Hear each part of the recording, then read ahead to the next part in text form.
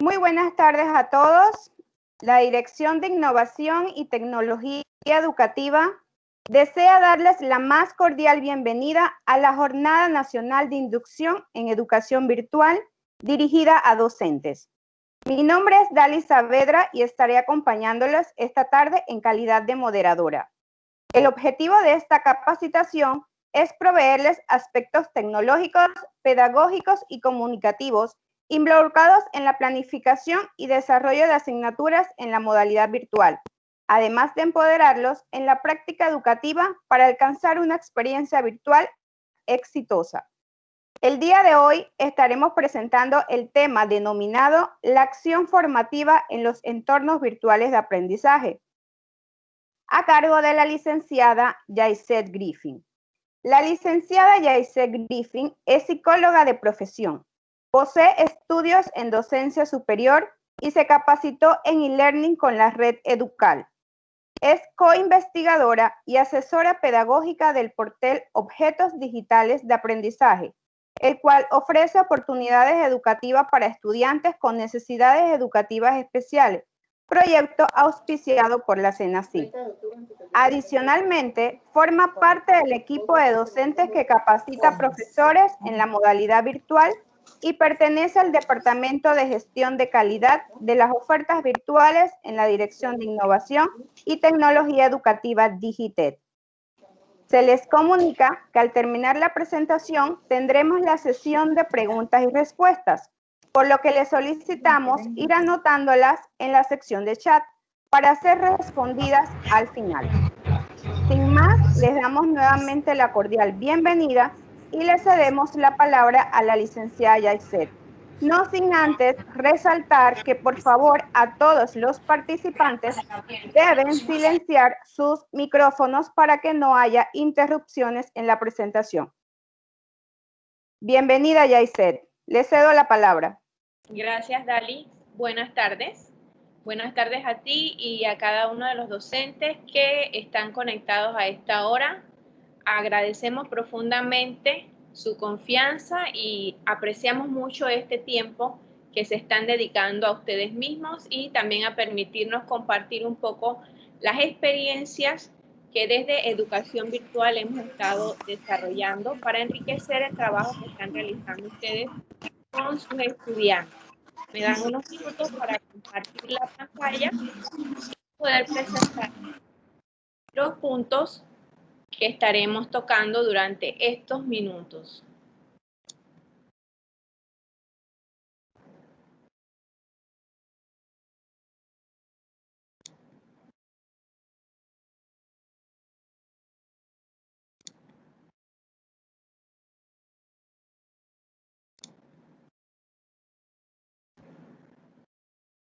Muy bien, iniciamos. Me confirman entonces si podemos ver la presentación para que podamos entonces arrancar con la temática que inicia esta jornada. Recordemos que está dividida en dos. Hoy vamos a ver la acción formativa en los entornos virtuales de aprendizaje y la siguiente será con la profesora María, en donde ustedes van a tener la oportunidad de poder un poco ver más lo que es la herramienta Moodle, que es la que están utilizando también como apoyo a los cursos que se están dando desde el semestre pasado.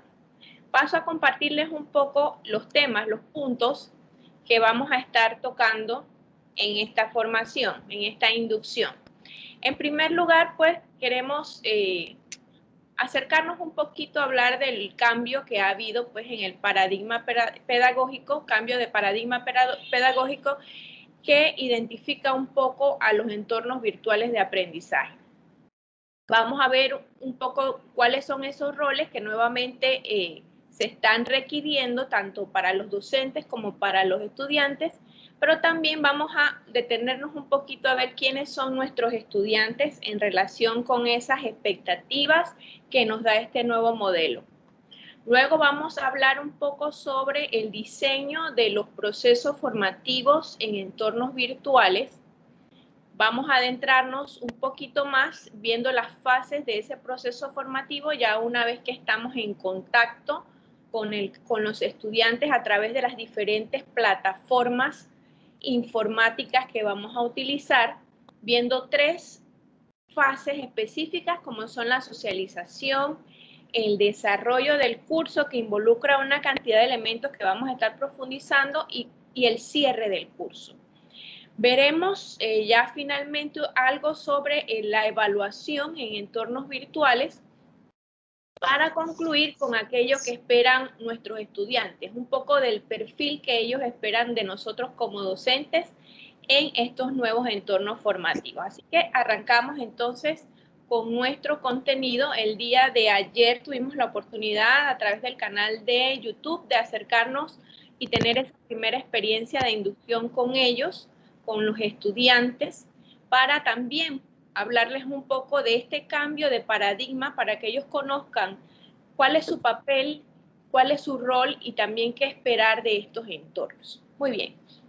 Como hemos dicho, pues estamos ante un cambio de paradigma pedagógico, ahora un enfoque centrado en el aprendizaje, independientemente de que también en los entornos presenciales centramos nuestra formación al aprendizaje, pues acá la característica de los medios cambia un poco más drásticamente. Ya no tenemos al profesor en el aula de clases, que es el centro, su voz, sus movimientos corporales, que también son parte de la comunicación y de la acción formativa. Ya no están los estudiantes plenamente ante esa experiencia, sino que ahora están en un entorno ya asincrónico, un poco más flexible. El enfoque entonces cambia de estar centrado en la enseñanza, ahora estar centrado en el aprendizaje. Los roles, como decíamos también, pues cambian, como conversábamos con ellos ayer, ahora el estudiante pues no está centrado en un proceso dirigido rígidamente por el docente, sino que tiene aquella flexibilidad y autonomía para poder autorregular su aprendizaje. Por tanto, requieren desarrollar algunas competencias específicas para trabajar y aprender en estos entornos. Nosotros como docentes, pues también el rol es ahora más de acompañante, ahora más de facilitador, de guía, de orientador, de motivador para el proceso de aprendizaje. Lo concebimos ahora como una construcción personal y también en interacción con otros. Algo también que le resaltamos a ellos mucho el día de ayer fue que trabajar en entornos virtuales no es entrar a la plataforma, descargar los materiales, luego enviar las tareas. No, hay una característica importante que para aprender en estos entornos necesito procesar la información, necesito hacer una construcción personal, pero esta construcción personal se da también en interacción con el docente y con los compañeros de clase. Por eso estos entornos son colaborativos. Bien, nosotros podemos seguir utilizando las tecnologías para dar clases magistrales, pero estaríamos manteniendo un papel pasivo en el estudiante. Pero también podemos tomar la determinación de emplear las tecnologías para fomentar la implicación, la responsabilidad y el trabajo de los estudiantes. Como hemos dicho, ellos en estos entornos requieren nuevas competencias, requieren nuevas capacidades y nos toca a nosotros realmente en esa planificación que vamos a ver, tomar en cuenta en esa planificación ese papel que ellos deben jugar y esas actitudes y competencias que deben desarrollar para ser exitosos. Vamos a ver quiénes son nuestros estudiantes. Hemos dicho pues que el modelo que propone la educación virtual es un modelo donde el estudiante debe ser autónomo, en donde es un modelo flexible, pero él tiene la capacidad de autorregularse, de utilizar estrategias metacognitivas para poder hacer frente a cada una de las tareas que se le van a presentar, pero la realidad que tenemos puede ser bastante diferente. Nuestros estudiantes son nativos digitales, pero carecen de estas habilidades para poder trabajar y aprender en estos entornos. Necesitan ser un poco más proactivos involucrarse más con su propio aprendizaje, aprender a tener competencias específicas para comunicarse y para trabajar de forma colaborativa, para trabajar por resultados también. Entonces son nativos digitales, pero carecen de estas habilidades para aprender en estos entornos. Por tanto, vamos viendo un poco ya desde aquí cuál va siendo nuestra labor como docentes en este nuevo modelo pedagógico. Algunos de nuestros estudiantes pueden tener ideas equivocadas de lo que es el aprendizaje en un entorno virtual. Algunos pueden pensar que aprender en línea es más fácil porque, como decíamos, descargan los materiales, puede copiar y pegar y mandar las tareas y lo ven como más fácil. Otros pueden que lo vean como muy complejo y tengan algunos prejuicios que les puedan estar dificultando aprender mucho mejor en estos entornos. Pueden tener ideas equivocadas de lo que es el aprendizaje. Otra de las características de nuestros estudiantes es que no están habituados a utilizar estrategias metacognitivas y de autorregulación. Recordemos que nuestros estudiantes vienen de muchos años de aprender en un entorno presencial. Vienen de muchos años, incluso desde la secundaria, de estar llevando una dinámica bastante dirigida, más que toca un poco conocer cuál es, como quien dice, el diagnóstico de esta población a la que nos estamos dirigiendo. No están habituados a utilizar esas estrategias de autorregulación, de planificación, de autoevaluación, de autoconocimiento. Se enfrentan pues ante la autonomía, pero versus la inseguridad. Valoran de que en estos aprendizajes pueden regular su tiempo, pueden organizarse, sin embargo se sienten inseguros. Es un ambiente flexible porque pueden, como decíamos, planificarse, pero también puede que se sientan aislados. Así que estos elementos de seguridad y aislamiento de inseguridad y de aislamiento debemos tenerlos presentes en el momento pues de nuestra planificación. En ese sentido, entonces, nosotros como docentes vamos a desarrollar nuevas funciones, las mismas competencias que tenemos como docentes en cuanto al manejo de las tecnologías, aquellas competencias relacionadas con el dominio de nuestro material de estudio, pues perfectamente las vamos a seguir aplicando, pero aquí en entornos virtuales necesitamos desarrollar otras nuevas funciones en base a lo que hemos estado comentando. Funciones pedagógicas, funciones comunicativas y también funciones organizativas, como hemos visto, como hemos estado observando. Bien, entramos entonces en la parte de lo que es el diseño del proceso formativo.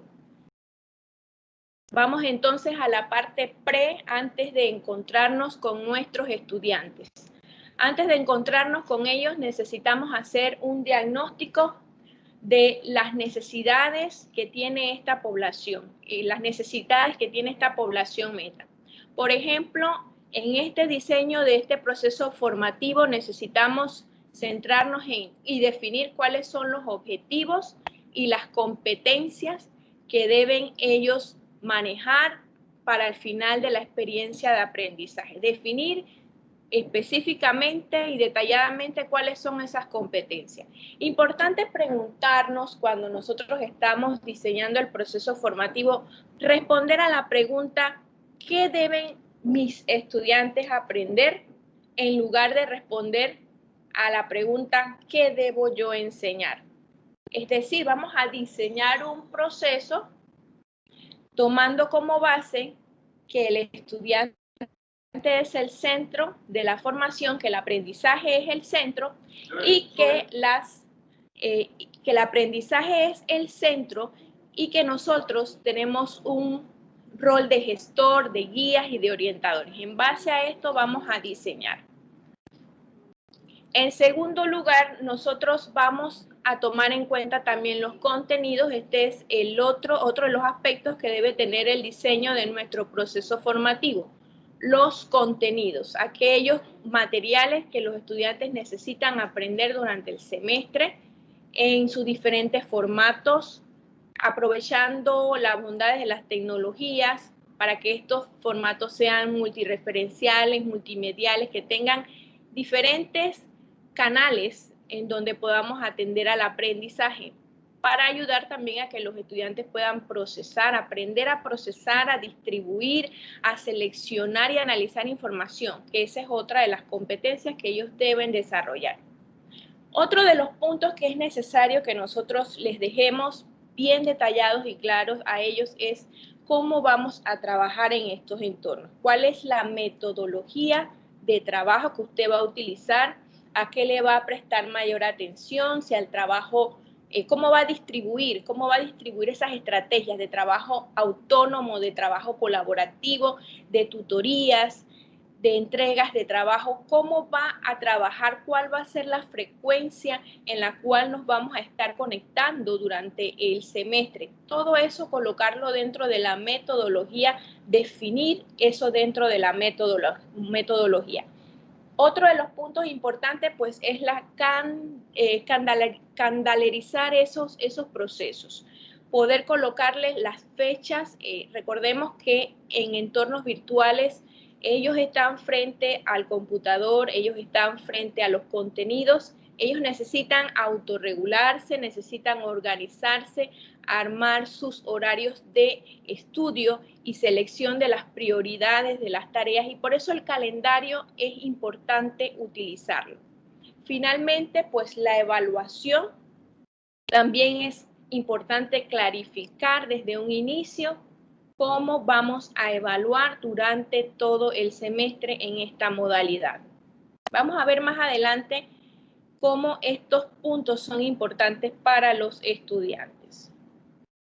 Una planificación del curso clara y detallada es como si el profesor estuviera presente en el aula. Mire qué importante, querido profesor, querida profesora, qué importante es ese paso antes de la planificación.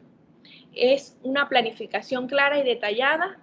Si pudiésemos desde donde estamos repetir esta frase, una planificación del curso clara y detallada es como si el profesor estuviera presente en el aula. Esta planificación les sirve a ellos como ese mapa de ruta que les va a ir orientando, al cual ellos van a ir haciendo búsquedas, referencias durante todo el semestre. Si ellos cuentan con ese mapa, seguramente van a ser menos los momentos en los que se van a sentir inseguros, en los que se van a sentir un poco como con incertidumbres, sabiendo pues que en estos entornos siempre hay algo de incertidumbre porque no nos encontramos cara a cara como lo hacíamos en el aula de clases. Continuamos. Bien, esta es una herramienta, le llaman la rueda de la docencia, y es una herramienta que en este punto de la planificación nos permite autoevaluarnos. Antes de lanzar esa planificación, ya para darle la última revisada como docentes, la rueda de la docencia es una herramienta que nos permite del 1 al 10 para cada uno de los aspectos evaluar desde el centro de la esfera hacia afuera, de la circunferencia, desde el centro hacia afuera, del 1 al 10, cómo nosotros estamos dando la importancia a cada uno de estos aspectos. El primero de ellos, los estudiantes. El B sería los objetivos y las competencias. El punto C de la rueda, el contexto educativo. El punto D, la materia, o sea, los contenidos. El punto E, la evaluación. F, el diseño, la planificación y el desarrollo, que es más o menos lo que estamos viendo.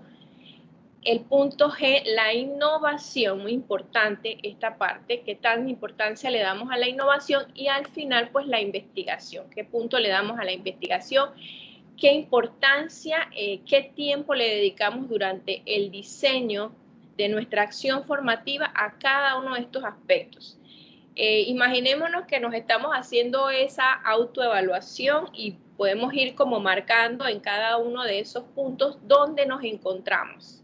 de adentro hacia afuera de la rueda, del 1 al 10, cuánta importancia le damos a cada uno. Se puede hacer, luego hacemos el trazo para ver realmente cómo queda nuestra rueda y, como decía, un ejercicio visual, allí podemos darnos cuenta hacia dónde nos estamos inclinando y de repente qué aspectos de nuestro diseño se pueden estar quedando por fuera y hay que reforzar. Recordemos que es una rueda, así que en lo posible tiene que tratar de girar, de avanzar. Ahora sí, entonces vamos a adentrarnos, ya vimos la planificación, ya vimos el antes, ahora vamos al momento en el que ya entramos en contacto con nuestros estudiantes, en el que ya se pone en función el plan formativo para esta nueva modalidad en los entornos virtuales. Ponemos entonces a rodar, como quien dice, esa rueda de la formación y son 3 fases que son muy importantes cada una de ellas, ninguna más importante que la otra, pero vamos a detenernos ahora en algunos aspectos que requieren mayor enfoque de parte de nosotros. La primera fase pues es la fase de socialización. Es una fase muy importante porque determinará cómo va a ser el final de la experiencia. Es esa primera impresión que tenemos, esa primera impresión que tienen ellos con el curso, con el docente, la primera percepción que se hacen de qué es lo que va a ocurrir, cómo va a ocurrir y van creando esas expectativas, ¿verdad? Allí en ese proceso de socialización vamos a ver ahora algunos aspectos que tenemos que trabajar.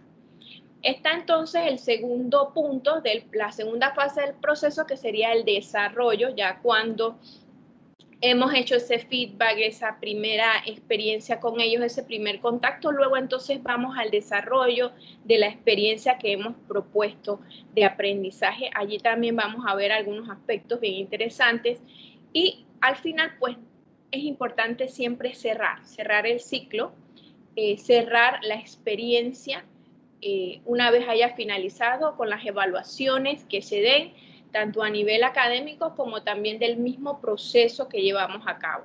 Vamos entonces a la fase de socialización, en donde necesitamos atender algunas tareas. ¿Cuáles van a ser las tareas en esta fase de nosotros como docentes en nuestra acción formativa? Primero, pues presentarles la planificación. Esa es la propuesta, el mapa de ruta que va a guiar nuestro curso durante el semestre. Ahorita nosotros estamos, como quien dice, en esas primeras semanas, en esos primeros días. Es importante presentar ese mapa y discutirlo también, discutirlo, que ellos lo revisen, que estos primeros días sean para que ellos revisen ese mapa, para que lo tengan a mano, para que saquen dudas de allí, que las expongan y también incluso para negociar algunas cosas, porque no es un contrato rígido e inflexible. Dentro de todo sabemos pues que está la flexibilidad de que hay algunos cambios que se pueden dar durante el camino. En segundo lugar, pues marcar las pautas. Esto es importantísimo, marcar las pautas, cómo vamos a trabajar, cómo va a ser la comunicación, cómo se va a administrar el espacio, los diferentes espacios en los entornos virtuales, cuáles son las normas de convivencia. Marcar las reglas desde un inicio es importantísimo para poder tener una experiencia exitosa. Es muy importante, también le hemos estado haciendo llegar por algunas de nuestras plataformas unas reglas de oro que se elaboraron para que ustedes puedan trabajar tanto con ellos, para ellos como estudiantes y también para ustedes como docentes, que hablan mucho sobre eso de las reglas de convivencia, normas de convivencia y de cómo se utilizan los espacios, el lenguaje, la comunicación, el diálogo, cómo debe darse en entornos virtuales. Eso también es un documento que les puede servir de mucho para arrancar en esta fase de socialización. Otra de las tareas que nos corresponde hacer en esta etapa es el diagnóstico. Diagnosticar cómo está el grupo en relación a los objetivos que se están planteando y en base a ese diagnóstico ver pues qué necesidades de ajustes tenemos que hacer entonces en esa primera etapa de desarrollo del curso. Recordemos que los aprendizajes significativos se dan cuando el estudiante puede conectar con su mapa mental de conocimiento lo nuevo con aquello que ya conoce. Por eso es importante explorar cuáles son esos conocimientos previos que trae el estudiante, dónde hay lagunas y de alguna manera cómo nivelar eso durante las primeras semanas de clase. Y otra de las tareas que es importante hacer es cohesionar al grupo. Pasa mucho en entornos virtuales, como decíamos al inicio, que los estudiantes tienen la concepción de que es un aprendizaje muy individual en el que yo me manejo solo con el profesor. Y eso es importante cambiar ese esquema en ellos, cambiar esa forma de pensar. Como decíamos, ellos son nativos digitales, pero necesitan que les enseñemos durante todo este proceso esas habilidades para desempeñarse como verdaderos estudiantes en un entorno virtual, para que puedan ir madurando en ese sentido. Importante cohesionar al grupo. Durante las primeras semanas, de una vez ir involucrando grupos de trabajo, grupos de estudio, habilitando esos pequeños espacios dentro de las plataformas tecnológicas para que ellos socialicen. Incluso hay muchos docentes que tienen unas ideas geniales y abren un grupo que es como un café allí en ese espacio. Pueden interactuar incluso otros temas que no necesariamente están relacionados con la asignatura, pero que permiten esa socialización. Recordemos que está la parte de la autonomía, pero versus el aislamiento, y necesitamos hacer propuestas para que ellos se sientan realmente que están en una comunidad de aprendizaje, que no están solos y que están aprendiendo en colaboración.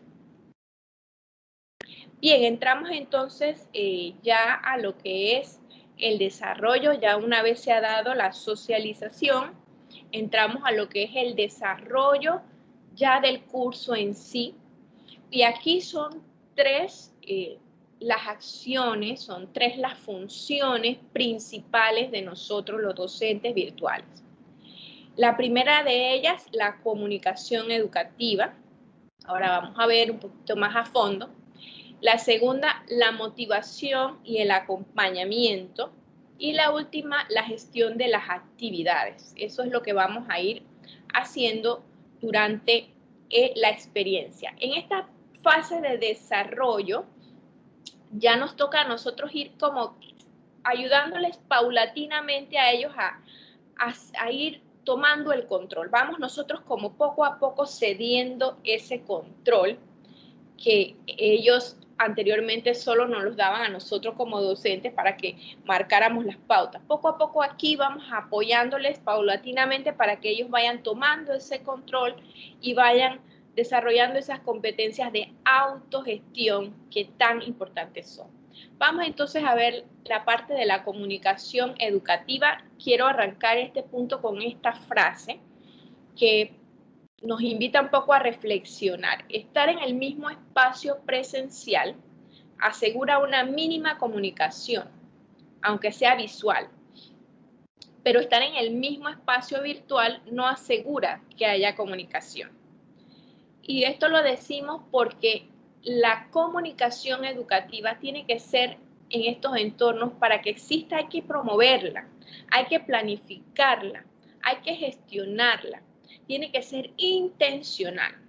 Por eso, nosotros le traemos acá algunas ideas para planificar esa comunicación.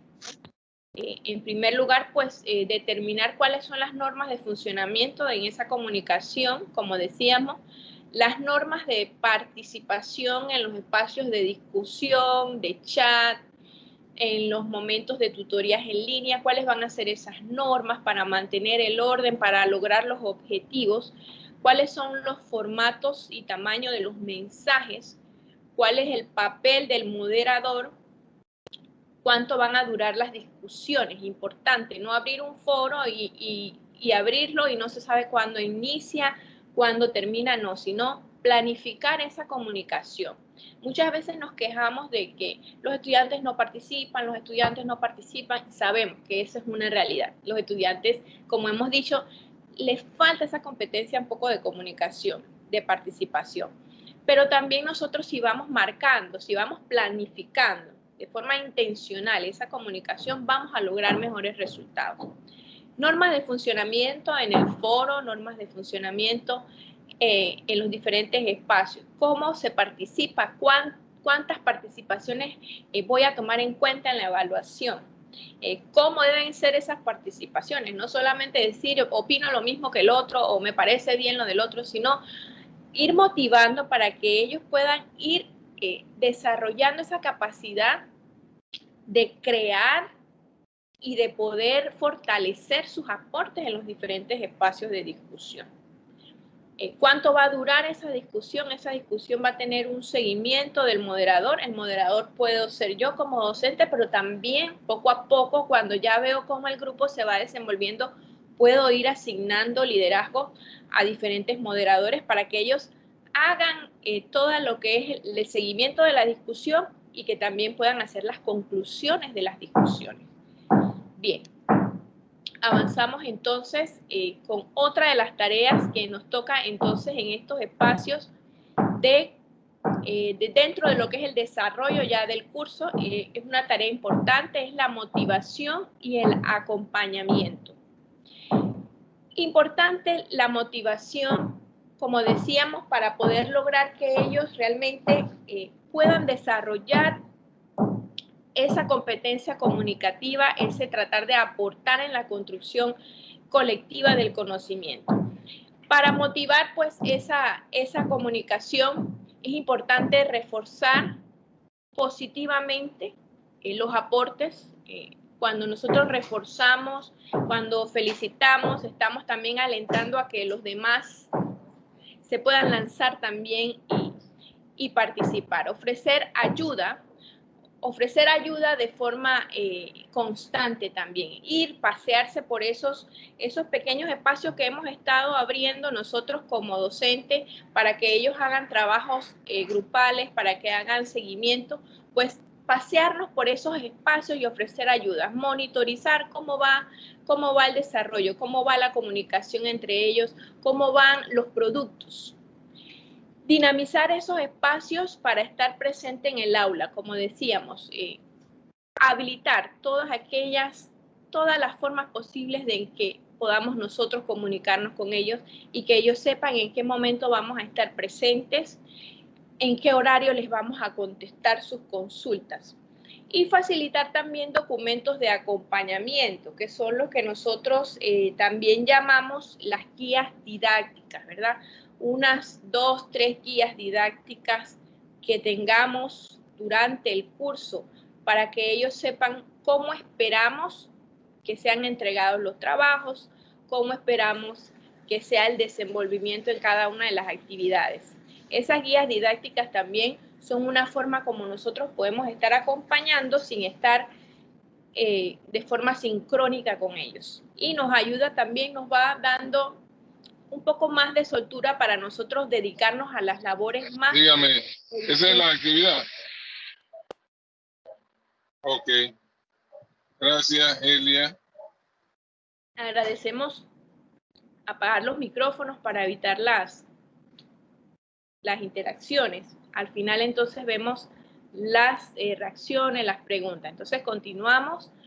Decíamos que es importante lo que es la motivación y el acompañamiento para que el estudiante desarrolle conciencia, sus intervenciones, desarrolle su capacidad crítica, reflexiva, desarrolle esas capacidades, esas habilidades de pensamiento de orden superior, que es lo que queremos al final que ellos puedan evidenciar. Y que también se perciban que son miembros de una comunidad que aprende y no islas.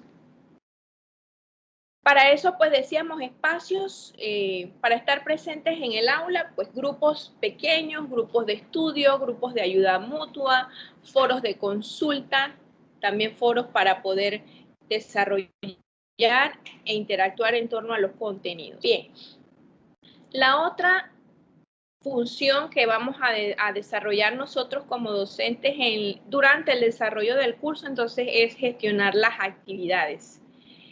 Como vemos aquí, son muchas las actividades que podemos desarrollar en un entorno virtual. No necesariamente son actividades exclusivas de entornos virtuales, como ustedes pueden observar.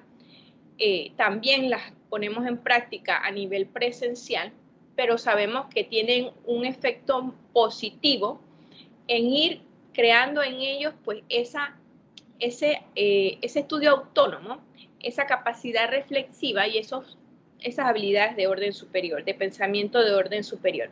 Entonces podemos hablar un poco de blogs, de wikis, de bitácoras. Ahí estamos hablando mucho de trabajo colaborativo con esas herramientas.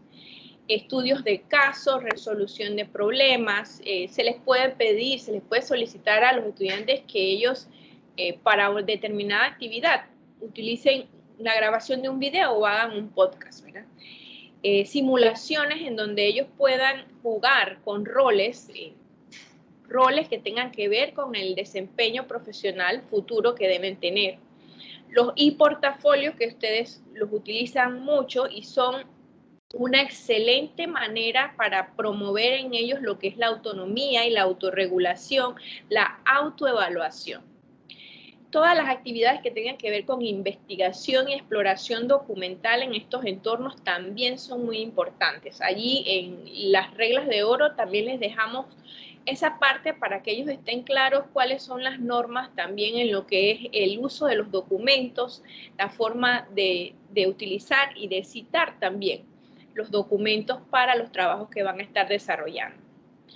Están los chats y las tutorías en línea con las que ustedes se ayudan con las herramientas de videoconferencia, y están los debates, que son una de las herramientas que bastante provecho le sacamos a los entornos virtuales.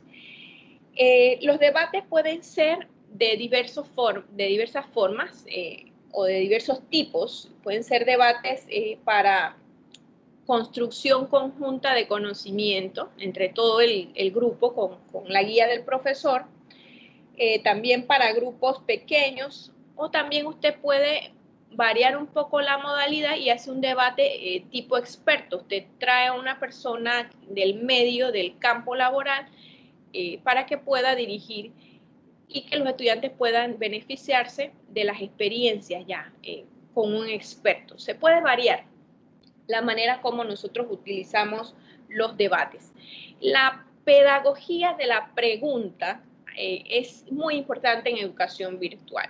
Si nosotros realmente queremos motivar la participación, si queremos formar esas competencias que ellos deben tener a nivel superior, entonces la pedagogía de la pregunta aquí es muy importante. Y allí entonces necesitamos reforzar bastante la parte de lo que son los debates, proponer retos intelectuales a los estudiantes. No tratar de monopolizar nosotros la discusión o de repente dar unas respuestas bastante magistrales que no van a generar la discusión. Manejar mucho la pedagogía de la pregunta, volver a preguntar, pedirle al estudiante que reformule, que vuelva a aclarar o que explique un poco más. Es una manera de obligarlos a que ellos desarrollen esa competencia comunicativa, reflexiva, autorreflexiva, y que profundicen en el conocimiento de los contenidos que estamos estudiando en el curso. Bien, estas son algunas de las actividades que podemos desarrollar. Seguramente ustedes tienen otras experiencias con otras herramientas. Se habla también ahora mucho de lo que es la gamificación, y está comprobado pues que cuando estamos contentos y jugando aprendemos mejor. Entonces muchos también están utilizando la parte de la gamificación seguramente para enriquecer esas experiencias. Como les decíamos a ellos ayer, pues nos ha tocado reinventarnos, utilizar lo que ya teníamos, ajustarlo y también innovar un poco todo pues con la intención de que ellos puedan aprender. Sabemos que ese es el fin último y sabemos que ese es lo que ustedes tienen en su mente, ¿no? Poder facilitar los recursos posibles para que realmente se dé el aprendizaje ahora en este medio en el que nos tocó a muchos abruptamente el cambio, ¿verdad? En donde no estaban preparados ni los estudiantes ni los docentes, pero que en el camino hemos podido resolver. Seguramente hay muchísimas experiencias que ya se pueden incluso documentar, incluso a nivel de innovaciones que ustedes han aplicado a sus cursos. Avanzamos. Bien, viendo un poco, como les decía, las funciones del docente. Como docentes tenemos un montón de competencias a nivel tecnológico que desarrollar, comunicativo, etcétera, pero decíamos que hay algunas funciones pedagógicas, organizativas y de comunicación que necesitamos fortalecer más en estos entornos. Encontré un estudio que se hizo, una encuesta que se hizo a estudiantes de 10 universidades virtuales en España. Se les hizo una encuesta, eran aproximadamente 870 estudiantes y estos fueron los resultados de lo que ellos podían decir de sus cursos, de sus docentes y de los contenidos. Marcaban como fortaleza la variedad de los materiales didácticos. También marcaban como fortaleza que los contenidos eran interactivos, eran muy diversos, atendían a muchos canales, eran multimedia, etc. También marcaron como positivo la correcta formulación de actividades de aprendizaje. Esta parte es importante porque recordemos que ellos están frente al documento y debe ser lo más claro posible. Estos estudiantes encontraron que los profesores formulaban tan bien las actividades que no había necesidad, no había espacio para la confusión y era mucho más fluido el proceso de aprendizaje. Pero encontraron dos debilidades en esas encuestas. La primera de ellas es la falta de propuestas que promueven el aprendizaje colaborativo, como hemos estado repitiendo en la presentación. Una de las características de estos entornos y debemos concebir el aprendizaje como esa construcción que se da en colaboración. Y para hacer frente a ese sentimiento de soledad que pueden estar experimentando nuestros estudiantes. Y la otra de las debilidades que encontraron este estudio, era la escasez de comentarios individuales y de apoyo y motivación en sus procesos de aprendizaje. En una sola palabra, el seguimiento.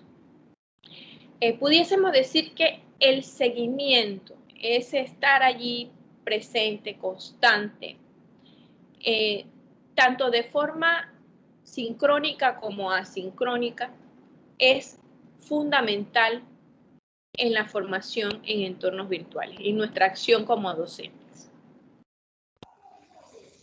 Bien. Nos acercamos entonces ya al punto de la evaluación en los entornos virtuales, cómo debe concebirse. Decíamos que ahí estaba la fase de socialización, estaba la fase de desarrollo y estaba la fase de cierre, que no precisamente es la evaluación, porque la evaluación, como vemos aquí, la vamos a concebir como un proceso continuo. Debe haber un cierre al final de la experiencia, en donde nosotros podamos hacer ese balance de cómo fue toda la experiencia de aprendizaje. Pero en cuanto a la evaluación, como decíamos, pues debe concebirse como un proceso, no como un resultado. Vamos viendo con todas estas herramientas con las que podemos gestionar actividades, vamos viendo cómo va progresando, cómo se va logrando los objetivos poco a poco en la experiencia de aprendizaje. Los criterios de nuestra evaluación deben ser claros. En entornos virtuales es muy útil apoyarnos con rúbricas, una lista de cotejo, pero mucho mejor una rúbrica, para que ellos tengan bien claritos cuáles son los criterios que nosotros vamos a estar utilizando para evaluarlos. Y con esos criterios, pues con mucho mayor esfuerzo van a poder autorregularse y enfocarse en lo que deben de conseguir para cada evaluación, para cada parte del proceso de evaluación. Y esta última que involucra al estudiante, importante. Si hemos estado hablando que queremos que ellos desarrollen esas competencias para ser estudiantes autónomos, que se autorregulen. Entonces tenemos también que involucrarlos a ellos en el proceso de evaluación. ¿Cómo lo podemos hacer? Utilizando los procesos de autoevaluación y también de coevaluación. Es interesante poder utilizar también la rúbrica. Usted puede elaborar una rúbrica y los coloca en pares y un estudiante evalúa a su par con la rúbrica que usted le está proporcionando. Y es una manera de involucrarlo en el proceso, es una manera de hacerlo también responsable en el aprendizaje de su compañero, involucrarlo en ese proceso. Y de la autoevaluación, pues ni decir, la autoevaluación es una manera de poderles a ellos ir creando esa cultura de autorreflexión sobre su proceso de aprendizaje. Lo que nosotros llamamos en psicología la metacognición. La metacognición. Aquí les traigo, por ejemplo, una autoevaluación, algunas preguntas. Vamos a ver una por una, por ejemplo, qué contenidos claves pertenecen a este módulo. Esta es una manera en que usted se pueda percatar si al finalizar una unidad o un módulo de aprendizaje, realmente el estudiante estaba atento a cuáles eran los contenidos claves que debía estudiar. ¿Qué contenidos claves has aprendido y con qué nivel? Ahí él se va a autoevaluar, si fue alto, si fue medio o bajo. ¿Qué has hecho para aprenderlo? Ahí van un poco a reflexionar sobre cuáles son las estrategias que él está utilizando para su aprendizaje. Ayer les hablábamos un poco sobre técnicas de estudio también. ¿Cuáles son las estrategias que él está utilizando y para que las vaya evaluando? ¿Qué inconvenientes o obstáculos has encontrado? ¿Cuáles has resuelto y cómo? Ahí se va dando y él cuenta cuáles son también sus fuertes, sus competencias que le están ayudando a avanzar y cuáles no, ¿verdad? ¿Qué es lo que no has podido resolver?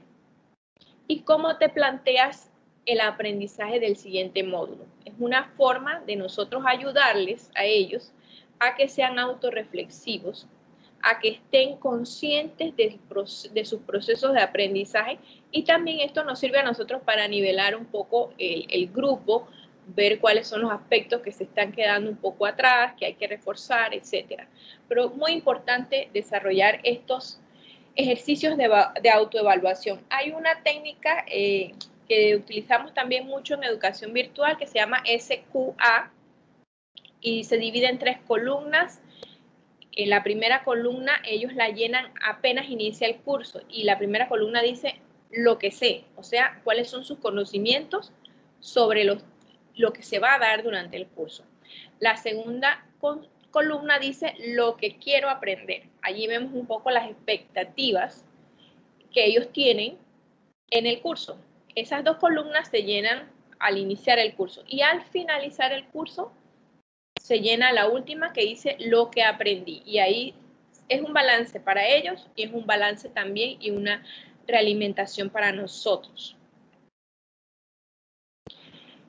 Lo que esperan nuestros estudiantes, aquello que esperan nuestros estudiantes de nosotros, que hemos denominado el alfabeto del docente virtual, un aporte que hace Federico Borges en su libro de la didáctica universitaria para entornos virtuales, un texto muy interesante sobre lo que son experiencias a nivel virtual.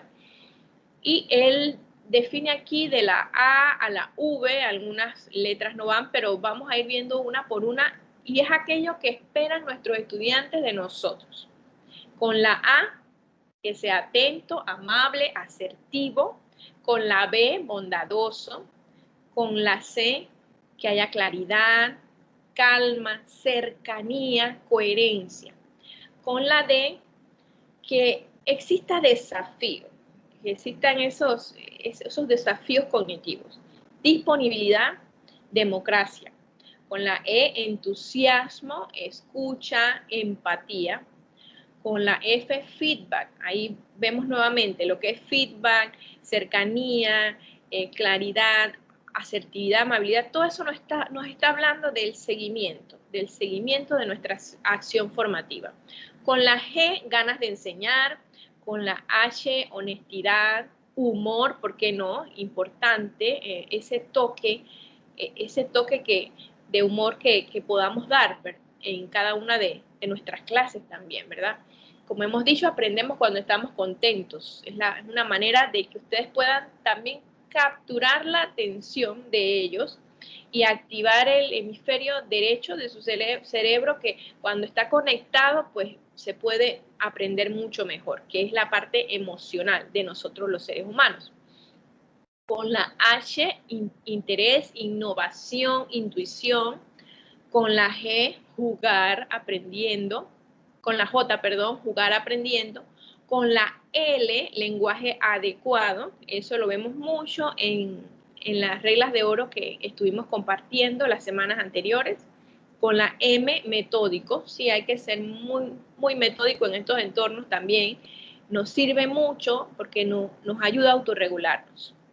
Con la con la O de oportuno, con la P de paciente, la R de respetuoso, la S de serenidad, la T de tranquilidad y transferibilidad, la U de utilidad y aplicabilidad. Para ellos es muy importante que lo que nosotros podamos proveerle en cuanto a materiales les sea muy útil y aplicable. Y con la V, pues voluntad de enseñar a aprender. Y bueno, quiero finalizar la presentación con este pensamiento que encontré, que me parece que resume mucho lo que este nuevo paradigma pedagógico, no es tan nuevo en realidad, como decíamos con los estudiantes ayer, hacia allá íbamos como educación virtual, pero el COVID, según los expertos, aceleró todo como 10 años antes. Pero hacia allá se ha estado encaminando la formación y creo que esto recoge mucho lo que este modelo pedagógico nos quiere enseñar. Educar significa volver a crear nuevas condiciones para la autoorganización de las experiencias de aprendizaje. Aprender es siempre descubrimiento de lo nuevo y si no, no es aprender. Educar es ir creando continuamente nuevas condiciones iniciales que transforman el espectro de posibilidades de afrontar la realidad.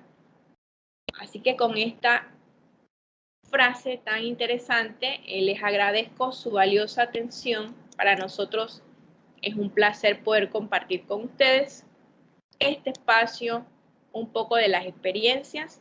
Y bueno, le dejamos con mi compañera Dalis para que pueda entonces administrar la siguiente parte de la presentación. Gracias. Muchísimas gracias, Yaiset. Bueno, vamos a verificar las preguntas. Ya tenemos la primera. Es de parte de la profesora Casilda Saavedra. Ella comenta, en cuanto a la coevaluación y autoevaluación, lo cual ella ha aplicado en entornos presenciales, su experiencia es que no parece haber objetividad en la evaluación y más bien tratan de ayudar a sus compañeros colocándoles notas que no corresponden. ¿Cómo se podría resolver esto? Muy interesante la experiencia que nos trae la profesora. Nosotros también hemos utilizado la herramienta cuando hacemos las capacitaciones y es correcto. Como hemos dicho, los estudiantes están aprendiendo. Son nativos digitales, como decíamos, pero carecen de estas competencias que necesitamos para que ellos puedan aprender en estos entornos. Y en ese caso, pues la recomendación sería que estemos allí dentro dando seguimiento a ese trabajo que ellos están haciendo, también de coevaluación, indicando, indagando, preguntando por qué, señalando, para que ellos puedan reflexionar más sobre lo que están haciendo en cuanto a la coevaluación de sus compañeros.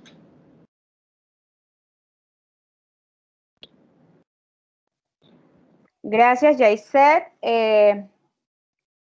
Bueno, no No vemos más preguntas. Ok, tenemos otra pregunta. Es el profesor José Jiménez. Su pregunta es sobre los portafolios de estudiantes. ¿Cómo motivar a estudiantes a su uso? Ok, sí. Dentro de las herramientas tecnológicas que hay, pues están también los portafolios electrónicos que se pueden también utilizar. La motivación para utilizar los portafolios, pues es el seguimiento de todo el proceso formativo del estudiante, porque esas son las evidencias de los resultados de sus aprendizajes. Por eso es importante pues motivar el uso de esta herramienta de los portafolios. Ahí vamos, ellos mismos van viendo los resultados de sus aprendizajes, incluso ellos van colocando allí reflexiones sobre los resultados que van teniendo. La motivación sería porque es que es una herramienta que se utiliza desde el inicio del proceso formativo. Así que sobre la marcha también y dar también las recomendaciones claras de cómo queremos que sea ese portafolio. Cuáles son realmente los resultados, cuáles son los formatos, cuáles son las reflexiones que nosotros esperamos del uso de esa técnica.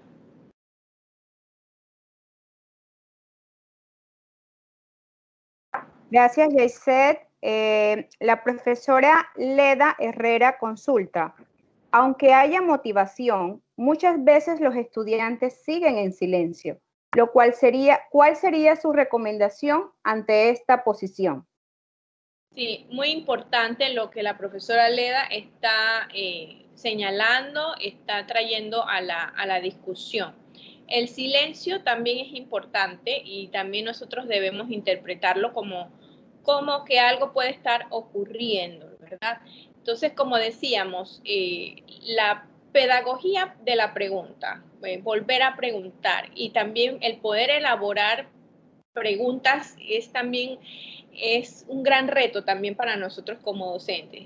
Elaborar aquellas preguntas que realmente puedan generar la discusión o incluso traer aquellos elementos que sean atractivos para ellos discutir, que sean situaciones que ellos puedan aplicar mucho más a la vida de lo que están aprendiendo para poder motivar esa participación.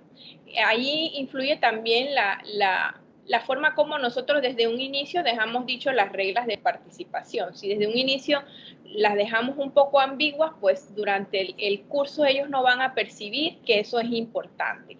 Pero si desde un inicio nosotros les dejamos claro de que los espacios de discusión ocupan un gran porcentaje en nuestra evaluación y que los criterios son estos y estos, pues allí vamos un poco a motivar. Siempre es importante que el profesor también, aquellos estudiantes que se están quedando un poco rezagados, también pueda contactarles de manera un poco más personal para motivarles de una forma ya en relación a las necesidades que pueda estar teniendo.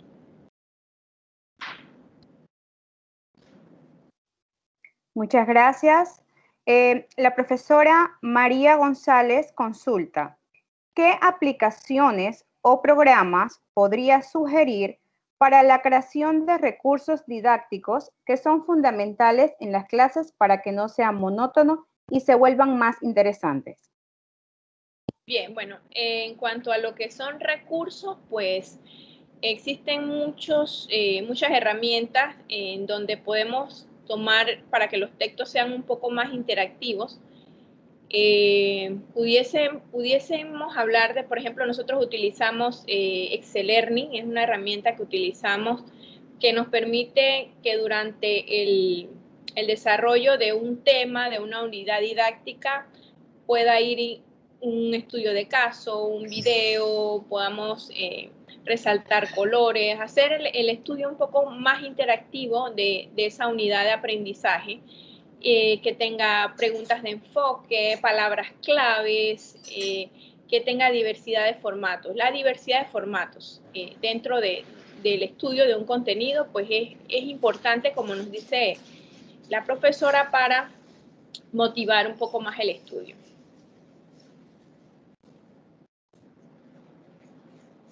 La profesora Clever Espino consulta, ¿cuál sería la mejor ponderación para calificar una investigación de la manera más objetiva?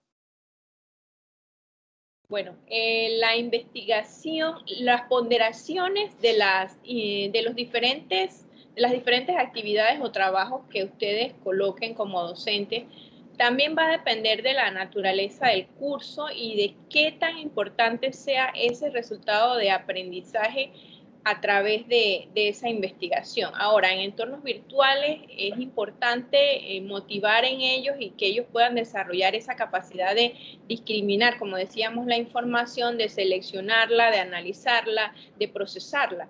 Así que pudiésemos tomar en cuenta ese tipo de trabajos de desarrollar documentaciones, ponerle una ponderación significativa. Claro, eso va a depender del objetivo de aprendizaje que queramos conseguir, de la naturaleza del curso también. Allí podemos un poco jugar con lo que son las ponderaciones. Lo que sí tenemos que tener en cuenta es tratar en lo posible de variar el tipo de actividades de aprendizaje que vamos a utilizar para que los estudiantes también puedan tener diversas opciones de atender también a sus estilos de aprendizaje. Ok, siguiente pregunta de parte de la profesora Lorena Alfonso. ¿Cómo evaluar a un estudiante que de 40 jóvenes en una clase solo participan 5, ya que en su mayoría están todos conectados pero en silencio?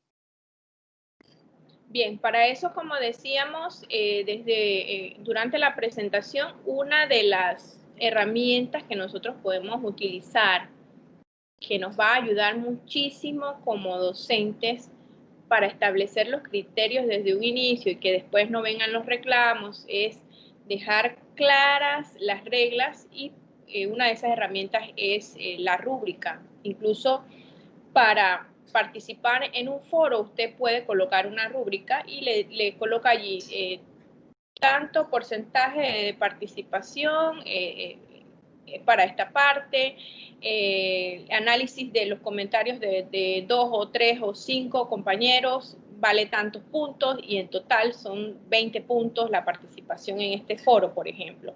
O sea, dejar claros los criterios de calificación de cada actividad es importante en educación virtual para que ellos estén, como quien dice, en guerra avisada, no mueren soldados. Ya los puntos sobre las I ya se han colocado antes de desarrollar la actividad. Y de alguna manera, pues eso es una forma de ellos poder también autorregularse, saber si no cumplo con los criterios que me está dando el profesor, pues ya entiendo por dónde va a ser mi calificación.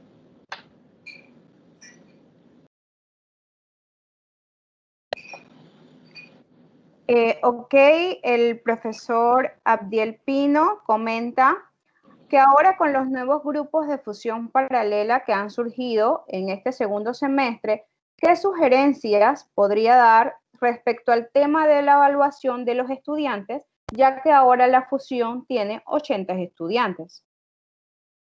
Ok, eso es muy importante lo que acaba de traer también a la discusión el profesor.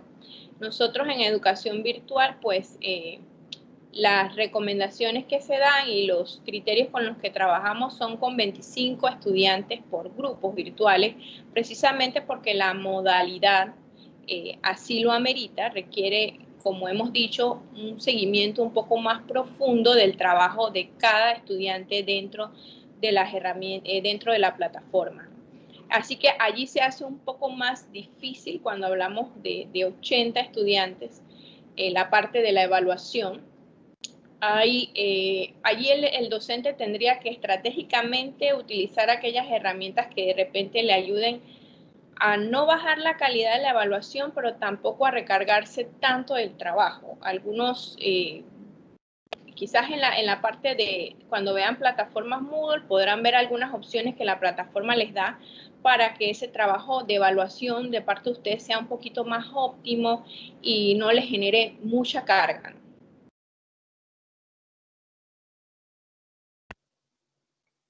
Muchas gracias. La profesora Lili Delgado desea conocer cuál sería el beneficio de las clases asíncronas. Si podría compartir algo relacionado a este tema. Ok, bien, claro que sí. Como hemos visto, básicamente la educación virtual es el modelo es un modelo flexible en donde el estudiante puede organizar su ritmo de trabajo, su ritmo de aprendizaje, por eso las herramientas son asíncronas y nos permiten poder llegar a resultados de aprendizaje esperados, las diferentes herramientas con las que podemos trabajar de forma asíncrona. También las plataformas virtuales tienen herramientas que son para trabajar de forma sincrónica, como por ejemplo el chat o las herramientas de videoconferencia que se pueden conectar y adaptar básicamente con la plataforma que se están utilizando, Moodle. Pero el trabajar de forma asíncrona tiene muchas ventajas también en la educación virtual. Hay evidencias de todo lo que se va registrando en cuanto a aportes. Es ventajoso para ellos porque pueden volver sobre la información, pueden volver sobre los aportes que se han ido generando. Tiene muchas ventajas trabajar de forma asíncrona desde el punto de vista del estudiante porque puede gestionar, autogestionar su tiempo, organizar su trabajo de forma autónoma, y también desde el punto de vista del docente porque puede ir dando esa realimentación en la medida en que se va dando el proceso poco a poco. Tiene muchas estas ventajas poder trabajar de forma asíncrona y pudiera utilizar las herramientas de trabajo síncrono en los momentos en que se necesiten tutorías, por ejemplo, y donde ameriten temas en los que ustedes requieran estar cara a cara con los estudiantes. Pero ambas herramientas tienen muchísimas ventajas. Las síncronas, como hemos dicho, para el profesor y para el estudiante, para ir gestionando poco a poco las actividades del curso. La profesora Gloria Cedeño, ¿qué nos podrías recomendar para generar más el debate en las clases virtuales? Sí, como les comentaba, la planificación de la comunicación y de los debates debe ser intencional. Entonces, para generar el debate, pues manejarnos mucho con la pedagogía de la pregunta. Pudiésemos también utilizar las herramientas de los estudios de caso para poder generar debates, noticias, videos, en donde estemos, pero importante para generar debate es esa, como decíamos, esa pedagogía de la pregunta, que el profesor pueda estar allí constantemente para gestionar cómo se está dando, si realmente se está cumpliendo con el objetivo, si hay que repreguntar, si hay que colocar una pregunta o de repente si estoy utilizando preguntas que no están generando discusión, que generalmente eso es lo que sucede, ¿no? Que colocamos una pregunta muy general, pero que no va un poquito más allá. Entonces, en ese sentido, planificar el debate, pudiendo prever todas aquellas incidencias que podamos decir que no vayan a participar y anticipándonos un poco a qué puede ocurrir y ser creativos también en lo que vamos, en los temas que llevamos a los debates. Otra forma también de generar el debate es, como les comentaba, no siendo nosotros los docentes los moderadores, sino dándoles el rol a ellos para que puedan entre ellos mismos ir dando seguimiento a la discusión, claro, con nuestra supervisión, y que al final, por ejemplo, de cada debate haya un documento conclusivo que cierto grupo de estudiantes sean los responsables de generar, y eso es una nota también como parte del debate. Muchas gracias. Tenemos una última pregunta al profesor Josías Rosario. ¿Qué tiempo consideras recomendable para exponer y explicar un tema mediante un video?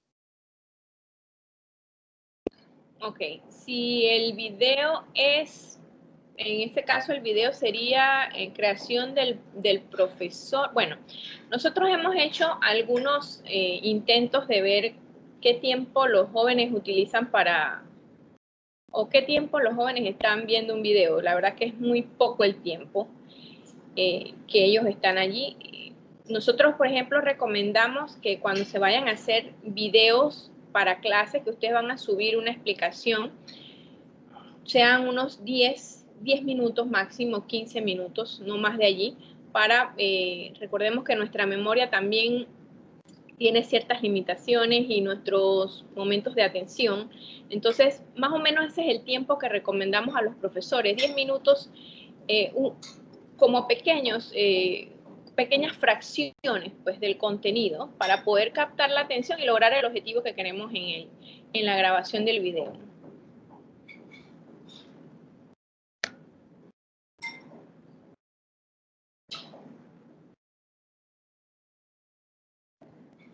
Gracias. Bueno, tenemos aquí otra consultita. ¿Sería útil habilitar algún tipo de encuesta al final de cada clase para que los estudiantes den una opinión respecto a la misma? De esta manera quedaría registrado como control de asistencia y participación.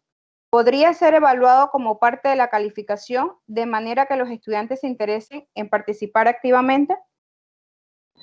Sí, bueno, tanto como parte de la calificación, bueno, sabemos que a nivel, cuando se hacen los cursos presenciales, pues cada asignatura, al final, pues los estudiantes llenan una evaluación del profesor, de cómo fue la asignatura, para luego poder poder observar su nota. Nosotros a nivel de lo que son las ofertas virtuales, también utilizamos una evaluación que nos permite poder ver cómo ha sido también nuestro trabajo como equipo, detrás la parte de la plataforma, cómo está funcionando, cómo la ven ellos. Lo que no se evalúa, se devalúa. Entonces, sí es importante evaluar. Yo les mostraba un ejercicio de autoevaluación, no solamente tiene que ser al final, durante el proceso ustedes pueden ir colocando, habituarles a ellos a que estén haciendo autoevaluaciones y que también puedan hacer evaluaciones de cómo va el proceso para nosotros hacer los ajustes. Pero sí es válido colocar siempre las evaluaciones al final del curso para ver cómo ellos han visto el proceso, tanto como amarrarlos ya a la nota. No sé cómo funcionaría ahora con las nuevas plataformas, ya que se hizo pues el cambio por lo de la contingencia sanitaria, pero sí es válida la evaluación de cada curso, debe hacerse. El profesor Ariel Gray, ¿usted considera que surge la necesidad de generar lineamientos de uso de la plataforma o simple se le deja al criterio de ambas partes, estudiantes y profesor? Esta pregunta va en función a que muchas técnicas que usted indica exigen la interacción, como es el uso de cámaras y demás. Sí, bueno, como les comentaba durante la presentación, la dirección también les ha compartido algunas reglas de oro sobre cómo funcionan, cómo mejorar pues la comunicación y el uso de las diferentes herramientas en las plataformas que estamos utilizando. Eso es para uso de ustedes, también para uso de los profesores. Que si recomendamos pues el uso de todas las herramientas. No sé si me puedas nuevamente leer esa parte de la pregunta. O regular el uso de las herramientas de la plataforma. Bueno, en cuanto mayor cantidad de herramientas yo recomendaría, pues es mejor, puede ser mejor, porque estaríamos atendiendo diferentes estilos de aprender. No solamente algo lineal, sino ya vamos interaccionando un poco más con los contenidos, con los compañeros. Como decíamos, la educación virtual se caracteriza por ese aprendizaje en colaboración. Entonces, el uso de todas estas herramientas que nos provee la tecnología, pues enriquecen el aprendizaje. Entonces, de recomendarlas, sí las recomendaría, pues de regularlas, allí pues tendríamos que ya ver eso desde otro punto, ya más de otro punto de vista, pero sí de recomendarlas, las recomendamos porque estaríamos enriqueciendo el aprendizaje.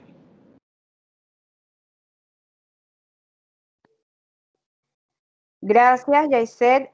Vamos a finalizar con esta última pregunta de la profesora María González.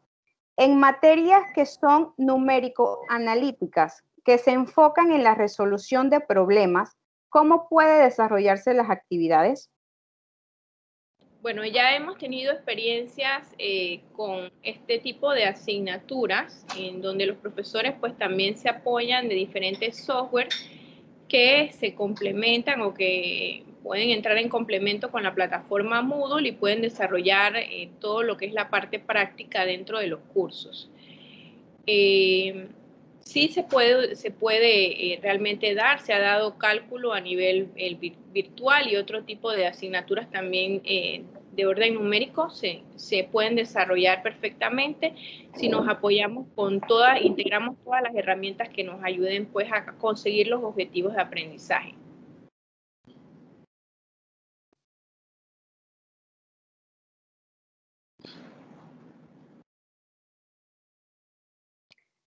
Muchísimas gracias, Yaiset, por haber respondido las consultas de los docentes.